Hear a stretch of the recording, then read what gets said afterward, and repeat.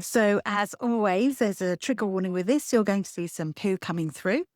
Now, have a look at this colour of this poo. If your poo is this colour, there is a good chance you might be a little bit constipated because poo should be a nice light brown colour.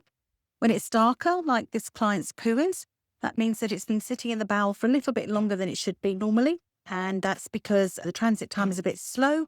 That can be through dehydration or just the fact that they're just a big backup for medication and all sorts of other reasons. And as the poo is in the bowel for longer, it gathers more bilirubin, which makes it darker.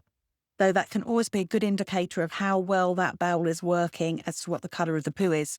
It can also be coloured darker for other reasons, such as too much red wine. As one of my clients said recently, nothing wrong with a glass of red wine because it's grapes, which is fruit. So it's part of your 5 a day. I'm not sure if I agree with that, but it did make me smile. But yeah, so red wine can colour up. So can things like lots of coffee, for example, potentially. But yeah, it's always good to have a lighter brown poo. Now with this client, I've sped up this film a little bit for you, but this client, we have to soak and soak to get that poo coming out. And you can see that colour as it's coming out there.